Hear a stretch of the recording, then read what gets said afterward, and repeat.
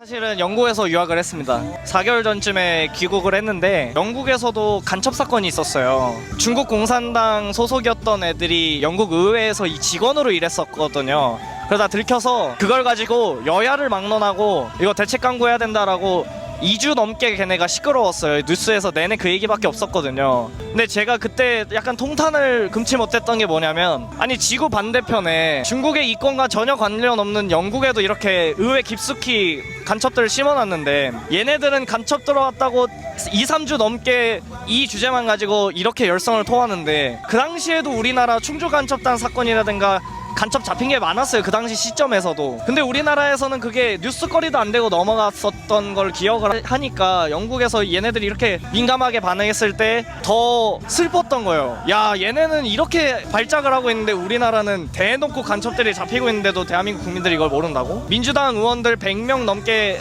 전과자들이시고 그중에 상당수가 집시법 위반, 국가보안법 위반, 간첩 혐의가 있었었던 그런 이력을 가진 분들이거든요. 저는 이런 분들이 국회의원 당선된 것도 신기한데 이런 거를 대부분 모르시더라고요, 국민들이. 그런 게 굉장히 답답했고, 영국에 있을 적에 아무래도 세계사적으로 그다음에 국제정치학적으로 세상을 바라보려는 그런 시도를 하게 되다 보니까 저는 한 1-2년 전부터 우리나라의 상황을 굉장히 우려를 하고 있었어요. 왜냐면 우리나라가 지금 이념 전쟁의 최전방이라고 우리는 학창시절 때 배웠고 지금도 그럴 거라고 생각을 하시고 계신 국민들이 많아요. 보수파 어르신들도 대부분 그렇게 생각하세요. 그래서 집회에서 뭐 빨갱이한테 나라를 넘길 겁니까? 뭐 북한이 될 겁니까? 이런 말씀을 하시는데, 사실 우리가 더 무서워해야 되는 건 북한이 아니라 중국이거든요. 왜냐면 우리나라가 이데올로기 이념 전쟁의 최전방인 거는 맞는데 거기에 하나 추가적으로 지금 지정학적 위치가 변해가고 있어요. 왜 그러냐면 미국이 한 10년, 20년 세상을 이끌어 나갈 산업을 미리 세팅을 해놔요.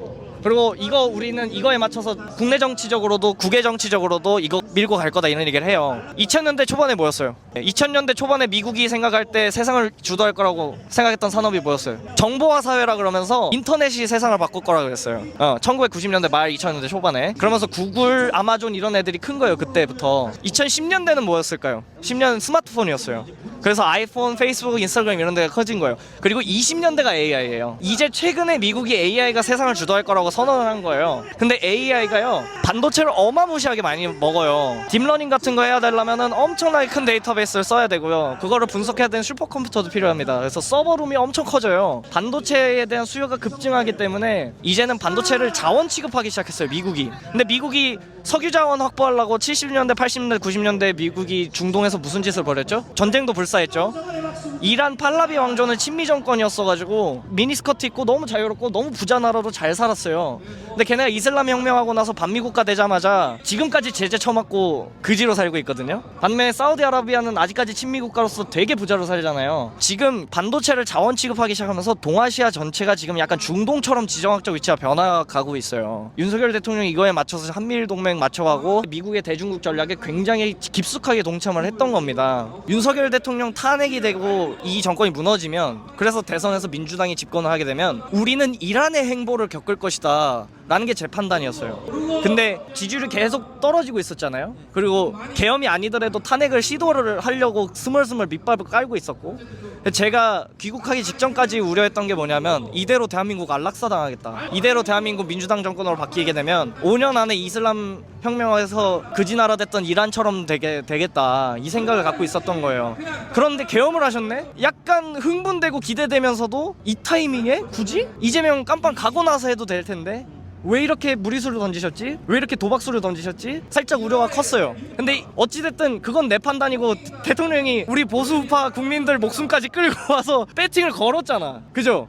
그러면은 왜 계엄했어라고 욕하기보다 오케이, 나 상황 판단 끝났어, 계엄수가 이길 수 있다고 판단하셨으니까 들어갔겠지, 계엄이 옳았다 그를렀다 왈가왈부할 거는 아니고 일단은 이 나라가 넘어가게 생겼다라는 거에 공감을 했기 때문에 그런 맥락에서 계엄을 했겠거니, 그리고 나서 계엄에 대해서 좀 자세히 알아봤어요. 계엄이 불법적인 계엄이었나, 절차적으로 문제가 없었나, 이제 계엄을 통해서 굳이 알리고자 했던 바가 뭐였을까 굉장히 열심히 공부를 해봤는데 그제서야 보이는 게 많았던 거죠.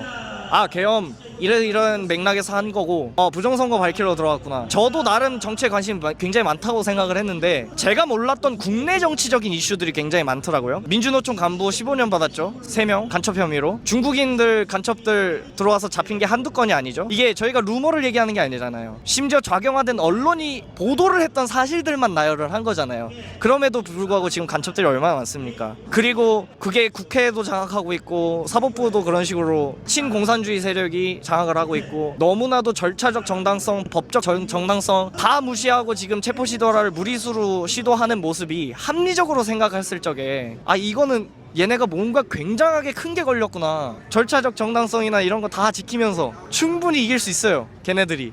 근데 왜 그러지 않을까요? 급하거든요. 왜?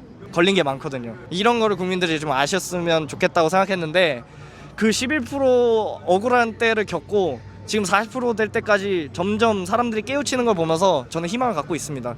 우리는 우리의 결정과 신념에 믿음을 가지고 신앙생활 하듯이 우리의 십자가를 지고 가야 됩니다.